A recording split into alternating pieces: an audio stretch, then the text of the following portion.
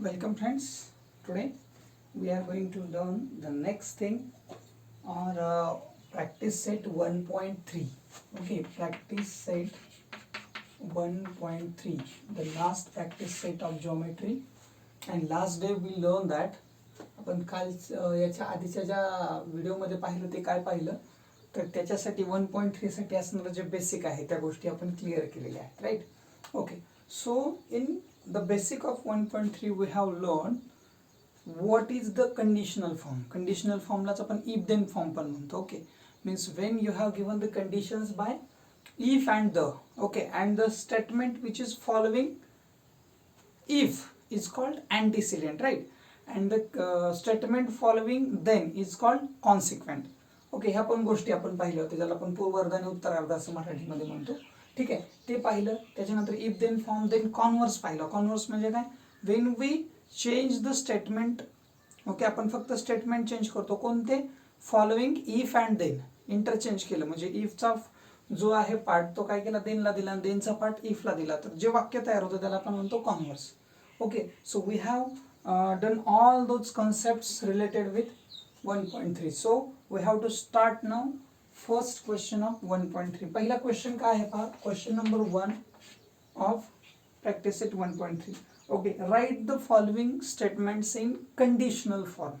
आता conditional form म्हटलं की लक्षात आलं पाहिजे, ज्याला आपण काय म्हणतोय? If then form. Okay, so you have to write the statements in if then form, right? So now the first statement which is given is the opposite angles of parallelogram are congruent. पहिलं statement काय म्हणते पहा, the opposite angles of parallelogram. म्हणजे आपल्याला हे clear झालं की हा कोण आहे? एक पॅरलेलोग्राम आहे. ठीक आहे, म्हणजे कंडिशन काय आहे की तो पॅरलेलोग्राम असला पाहिजे, right? That quadrilateral must be parallelogram. म्हणजे आपल्याला आता याच्यावरून इफ देन स्टेटमेंट तयार करायचं, तर कसं करणार? The opposite angles of parallelogram म्हणजे तो कोण असला पाहिजे? पॅरलेलोग्राम. देनच हे, तरच हे काय होत आहे? पॉसिबल होत आहे. Means that quadrilateral must be parallelogram, then it can happen, right? Means आपल्याला लिहिताना काय लिहावं लागेल? इफ द गिवन क्वाड्रिलॅटरल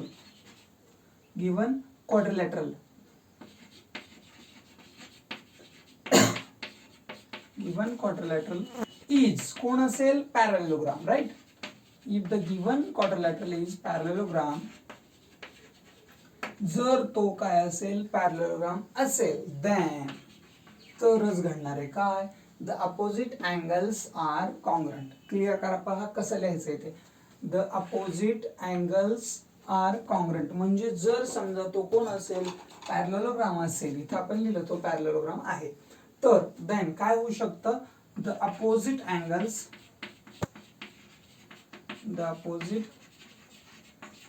पुन्हा लिहायचं नाही parallelogram. Opposite angles are congruent. पहा स्टेटमेंट लक्षात येत आहे का? काय म्हणतोय आपण ते? स्टेटमेंट दोन्हीचा अर्थ मिनिंग एकच आहे, फक्त याला आपण कंडिशनल फॉर्म मध्ये लिहिलं, right? So the opposite angles of parallelogram are congruent. Okay, आपण काय लिहिलं? If the given quadrilateral is parallelogram, जर तो पॅरलेलोग्राम असेल तर then the opposite angles are congruent. तेच लिहिलं आपण, then the opposite angles are congruent, right? Okay, now come at the second question. The diagonals of rectangle. पुन्हा एकदा stress द्यायचा आपल्याला. कोण आहे तो? रेक्टँगल. तर काय असणार आहे? कॉन्ग्रंट. सेम विथ दिस, जसं मी इथे लिहिलं ना, हा कोण आहे? फक्त आपल्याला कळलं पाहिजे रेक्टँगल हा कशाचा टाईप आहे? क्वाड्रिलॅटरलचा. मग इथं क्वाड्रिलॅटरल, राईट? आता हेच असं आलं असतं समजा, the all sides of equilateral triangle are congruent. मग त्यावेळेस आपल्याला काय? Given quadrilateral, if the given triangle is equilateral, then all sides are equal or congruent असं लिहावं लागलं असतं. ठीक, सो इथं काय लिहायला पाहिजे? If the given quadrilateral, if the given, किंवा if the quadrilateral is rectangle असं लिहिलं तरी चालेल हे गिवनच्या ऐवजी. ओके, मी दोन्ही याच्यामध्ये लिहितो. इफ द गिवन क्वाड्रिलॅटरल और if the quadrilateral is rectangle, जर तो कोण असेल? रेक्टँगल, देन तर काय घडणार आहे? Then the diagonals are congruent. The diagonals are, बघा मागच्या वेळेस पण हे ऑफ पॅरलेलोग्राम कट केला, आता पण इथं हा पोर्शन कट करायचा. जे राहिले ते देन ला फॉलो करणार, म्हणजे तो कोण होणार? कॉन्सिक्वेंट होणार. ठीक आहे, so then the diagonals R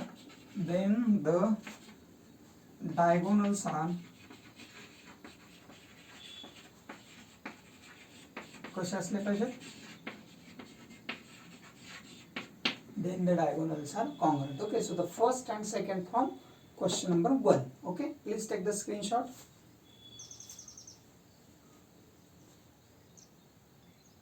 Now question third sub question from question 1. Okay, आता स्टेटमेंट आधी समजून घ्या. What is the statement? In an isosceles triangle म्हणजे कळालं फिगर कोणती आहे. इन अन आयसोसेलेस ट्रायंगल म्हणजे आपलं पहिलं स्टेटमेंट तर इफला फॉलो करणार झालं. If the given triangle is isosceles, finish. पहिलं स्टेटमेंट आपलं तयार झालं. मग काय, if the given triangle is isosceles triangle. आता पुढे काय म्हणते बघा, the segment joining the vertex and mid point of the base is perpendicular to the base. उलट स्टेटमेंट तुमचं काय झालं, खूप सोपं झालं, काहीच अवघड राहिलं नाही. हे तुम्हाला कळून गेलं की हा कोण आहे, आयसोसेलेस ट्रायंगल. मग लिहिताना काय लिहिणार, इफ द ट्रायंगल इज और given triangle is, if the triangle is, कोणतं ट्रायंगल असलं पाहिजे, isosceles triangle. If the given triangle is isosceles triangle then, आता देनच्या पुढं काय लिहा, जे राहिले ते सगळंच नाव टाका. देन द सेगमेंट,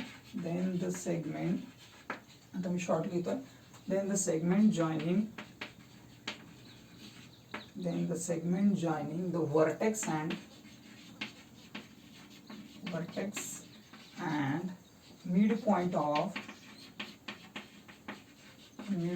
of काय base is midpoint of the base is perpendicular to the base.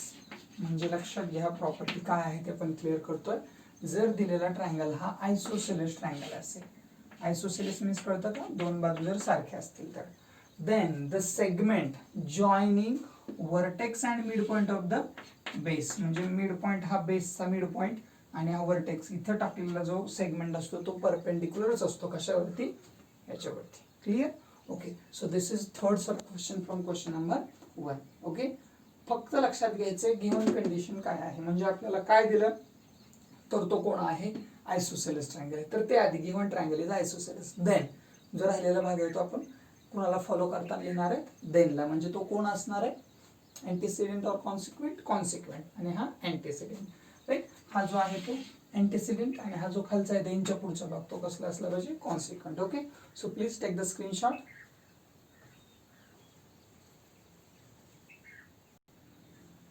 Okay, now question number first from second question. Right, आता क्वेश्चन मध्ये काय सांगितलं बघा, write the converse of the following statements. Right, okay, काय आधी statement काय ते clear करा. The alternate angles form by, कोणी फॉर्म केलेले, टू पॅरलल लाईन्स. हे महत्वाचं स्टेटमेंट आहे.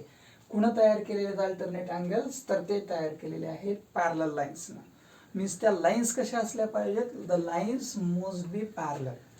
त्या लाईन्स एकमेकींना जर पॅरलल असतील तरच ही कंडिशन घडणार आहे. मीन्स आपल्याला स्टेटमेंट आधी लक्षात आलं पाहिजे की काय नेमकं स्टेटमेंट सांगतंय. क्लिअर? ओके, आता पहा काय म्हटलंय, the alternate angles form by to parallel lines. म्हणजे आपल्याकडे दोन पॅरलल लाईन आहेत आणि जर त्या दोन लाईन पॅरलल असतील तर अल्टरनेट अँगल्स इक्वल आहेत, कॉन्ग्रुएंट आहेत. हे आपलं स्टेटमेंट आहे. म्हणजे ऍक्च्युली याच्यात करायचं काय माहितीये का, हे स्टेटमेंट आधी आपल्याला इफ देन मध्ये कन्वर्ट करता येते का ते पहा. जर तुम्हाला ते कन्वर्ट करता आलं तर त्याचा कॉन्व्हर्स काढायला काहीही अडचण नाही. सो तुम्हाला डायरेक्ट आन्सर जरी लिहिता आलं तरी आनंदाची गोष्ट आहे. म्हणजे तुम्हाला आता आपल्या थेरम मध्ये काय असलं पाहिजे, तर टू लाईन्स पॅरलल आहेत हे माहिती झालं पाहिजे. म्हणजे आता मी काय करेल, इफ देन मध्ये लिहिलं आणि देन मी काय करतो त्याचा कॉन्व्हर्स लिहितो. चालेल? ठीक आहे, म्हणजे पहिल्यांदा आपण इफ देन मध्ये जाऊयात आणि पुन्हा त्याचा कॉन्व्हर्स लिहूयात. Right, okay. सो आता आपल्याला काय माहिती आहे, फक्त आपल्याकडे दोन लाईन्स पॅरलल आहेत. If two lines are parallel then, पहा आम्ही काय म्हणून लिहितोय लक्षात घ्या. If two lines are parallel to each other लिहितो वाटल्यास मी अजून इच अदर. जर दोन लाईन्स एकमेकींना कशा असतील, पॅरलल, देन आता नीट लक्षात घ्या कोणते अँगल्स म्हणते. Then the alternate angles form by two lines, त्या दोन लाईन्स मुळे तयार झालेले अल्टरनेट अँगल्स कसे असणार, अँड देअर ट्रान्सव्हर्सल, कशाशी केलेले, ट्रान्सव्हर्सल बरोबर कसे असणार आहेत, इक्वल असणार. ठीक आहे. If the lines are, if the two lines are parallel to each other then the angles the कसले angles, alternate angle, the alternate angles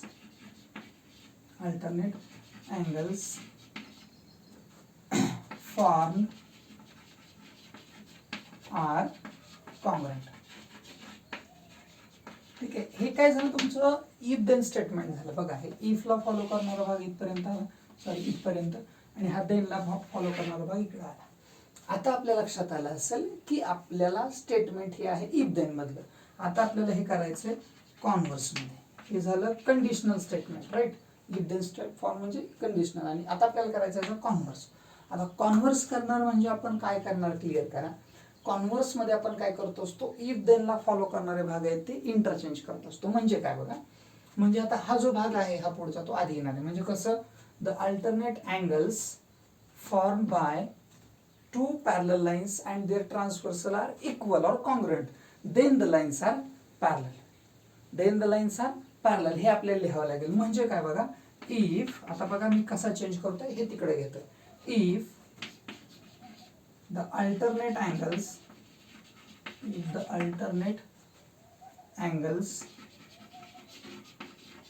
okay, कशाने तयार केलेत बघा, if the alternate angles made by किंवा form by, the alternate angles made by two कोणाकडून, parallel lines and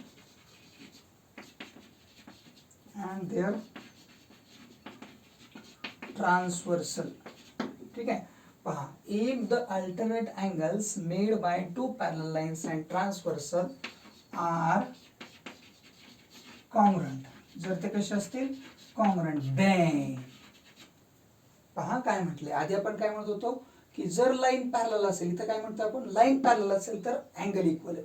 आता काय म्हणतो आपण, if the alternate angles are equal. ठीक आहे, दोन लाईननी आणि त्याच्या ट्रान्सव्हर्सलला तयार केलेले अँगल इक्वल आहेत, देन द लाईन्स आर कसे असले पाहिजे, द लाईन्स आर पॅरलल. ठीक आहे, सॉरी, किती इझी आहे बा फक्त. आणि याच्यात काय माहिती का तुम्हाला, याच्यावरून हे जर करता आलं तर खूप छान. आणि जरी कळत नसेल की आपल्याला ह्याच्यावरून हे करता येत नाही, इझी गोष्ट आहे. आपण कंडिशनल फॉर्म तर करू शकतो, कंडिशनल फॉर्म मध्ये करा आणि नंतर त्याला कन्वर्ट करा, no problem, right. So this is first question from 2. Okay, please take the screenshot. Okay, now in this question we will find directly converse, right. आता याच्यात काय दिलंय ते आधी क्लिअर करूया. If a pair of interior angles made by, if a pair, कशाची pair सांगितले बा, if a pair of interior angles made by transversal. Interior हे आपले, आपण 8th मध्ये शिकलो आहे. ठीक आहे, by transversal of two lines are supplementary, म्हणजे हे दोघं मिळून किती असतील, 180. बरोबर आहे, इंटेरियर अँगल सप्लिमेंटरी आहेत.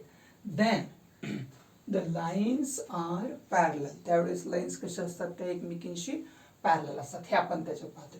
आता आपल्याला लक्षात घ्या की आपल्याला नेमकं काय घ्यायचंय. आपण आता डायरेक्ट कॉन्व्हर्स लिहिणार आहोत. ठीक आहे, आता आपल्याला एक माहिती आहे की हे अँगल्स इक्वल असतात, पण कधी इक्वल असतात, जर लाईन्स पॅरलल असतील तर. म्हणजे आपल्याला आता इफ मध्ये काय घ्यावं लागेल की लाईन्स कशा असतील, पॅरलल. म्हणून आपण लिहिणार आता इफ. आता मी डायरेक्ट काय लिहितोय, कॉन्व्हर्स लिहितोय. इफ टू लाईन्स आपण असं म्हणूया, टू लाईन्स म्हणण्यापेक्षा त्यांना अँगल वरती स्ट्रेस दिलेला आहे. ठीक आहे, म्हणजे कोणते, हे जे अँगल्स आहेत, म्हणजे कुठले अँगल्स आपण सुरुवातीला विचारात घेणार बघा. जे आपल्याला 2 अँगल्स दिलेत त्यांना कसले अँगल्स म्हटले आपण, त्यांना इंटेरियर अँगल्स, राईट. हे जे अँगल क्रिएट झाले ते कोणाकडून क्रिएट झालेत हे आधी लक्षात घ्या. ठीक आहे, म्हणजे कोणाकडून क्रिएट झालेले बघा, हे जे 2 अँगल्स आहेत, ह्या 2 लाईन्स आहेत. ठीक आहे, आणि त्यांना एक कोण आहे, ट्रान्सव्हर्सल आहे. म्हणजे काय, हे जे 2 लाईन्स आहेत त्या 2 लाईन एकमेकींना पॅरलल आहेत हे आपल्याला माहिती आहे आता, क्लिअर. आणि हे जे अँगल क्रिएट झाले ते कोणामुळे क्रिएट झालेले आहेत, तर ते झाले ट्रान्सव्हर्सलमुळे. म्हणजे काय, when two lines are intersected by a transversal. Okay, when किंवा if two parallel lines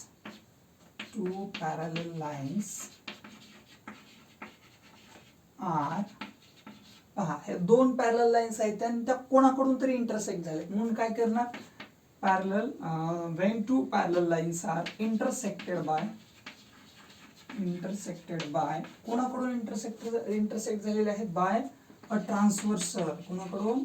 a transversal. Then आता बघा लक्षात घ्या काय म्हटलंय, when if two parallel lines are intersected by a transversal, जर दोन लाईन एका ट्रान्सव्हर्सल कडून इंटरसेक्ट झाल्या, त्या कसल्या लाईन्स आहेत? क्लिअर करा, पॅरलल लाईन्स आहेत. जर ह्या दोन पॅरलल असतील आणि ही ट्रान्सव्हर्सल असेल, जर पॅरलल असतील तर याचा अर्थ हे जे दोन अँगल्स आहेत ते कसले असले पाहिजेत? सप्लिमेंटरी असले पाहिजेत. मीन्स काय?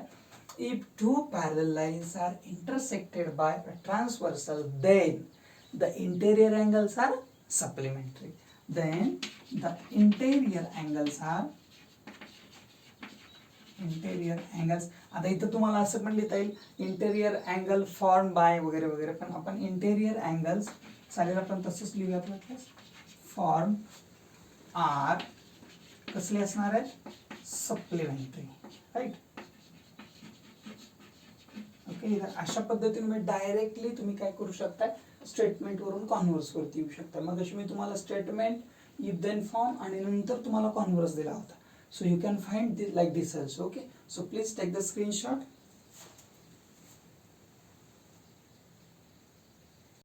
Now the last sub question काय म्हणते पहा, the diagonals of rectangle are congruent. आता काय सांगितलंय की डायगोनल जे आहेत, कोणाचे डायगोनल्स? रेक्टँगलचे. Diagonals of rectangle are congruent म्हणजे याचा अर्थ काय? तो रेक्टँगल पाहिजे. If the given quadrilateral is rectangle, then the diagonals are congruent. मग आता आपल्याला काय म्हणावं लागेल? आता स्टेटमेंट कसं होईल? इफ द म्हणजे आपण कंडिशनल मध्ये जर गेलो तर if the quadrilateral is rectangle, then the diagonals are congruent. आता आपण देन ला फॉलो करणारा भाग आधी घेणार आहोत. म्हणजेच काय? If the diagonals are congruent, जर डायगोनल्स कसे असतील? Congruent, then the quadrilateral